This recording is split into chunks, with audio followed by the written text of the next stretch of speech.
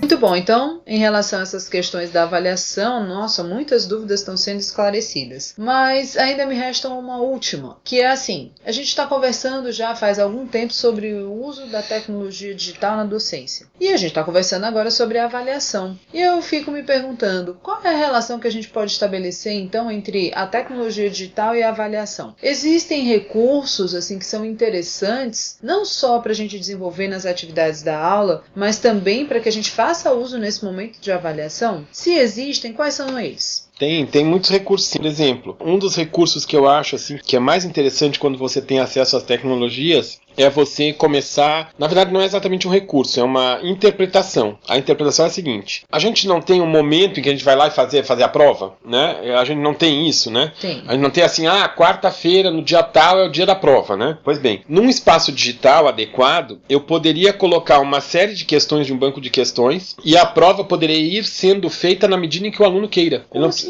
Ora, você deixa as questões lá e se ele se sente apto a ir lá tentar resolver algumas das questões, ele escolhe as questões, resolve e elas vão ficando memorizadas e guardadas. No final do mês você computa tudo. Ou uma computação automática disso. Entende? Isso é uma possibilidade. Outra, eu posso botar como sendo uma prova, no meu caso de filosofia, eu posso pegar e pedir para meus alunos, se eles tiverem acesso, ou se eu tiver como dar esse acesso para eles, fazer grupos de X alunos, né? Eu pedir para cada um deles fazer um blog e eu vou trabalhando temas, vamos dizer assim, da filosofia, no meu caso, filosofia da tecnologia, e peço para eles irem construindo um texto no blog coletivo sobre uma temática da escolha deles. E no final do semestre, ou no meio do semestre, eu vou fazendo avaliações de como é que está indo o encadeamento de ideia deles e vou valorando e vou dando feedbacks para eles. Então, vamos lá. O que amarra uma avaliação? Um instrumento? Amarra uma avaliação? Amarra, né? Isso. Quer dizer, você vai lá e vai fazer uma prova que está escrita num papel. Muito bem. Como é que eu quebro isso? Eu uso várias mídias digitais para não precisar fazer a prova num único instrumento. Então, a prova pode ter imagem no YouTube, fotografia no Picasa, texto no Google Docs. Ela pode ter vários instrumentos para compor avaliação.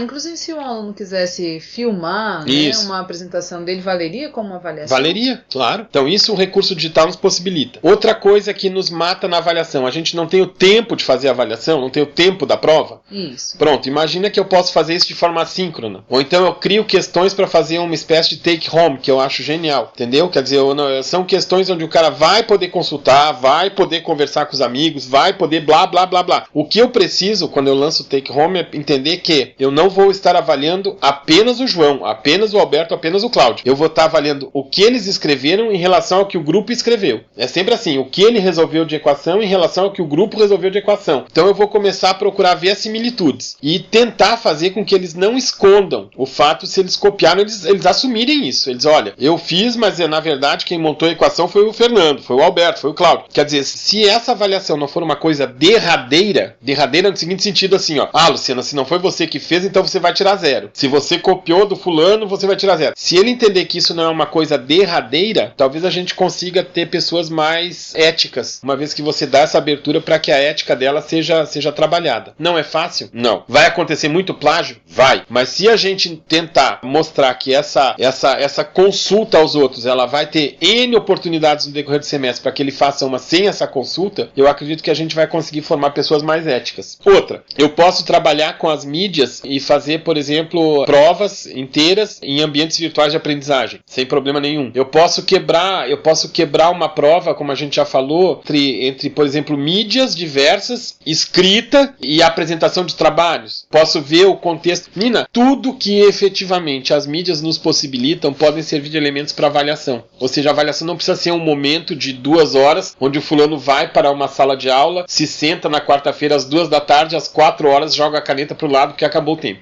Muito bacana. Então, assim, tecnologia digital ajuda também nesse sentido, né? No sentido do desenvolvimento da própria criatividade do professor.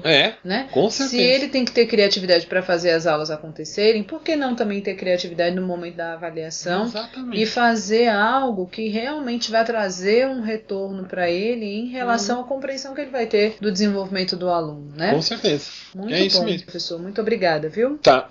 Um abração a todos. Tchau, pessoal.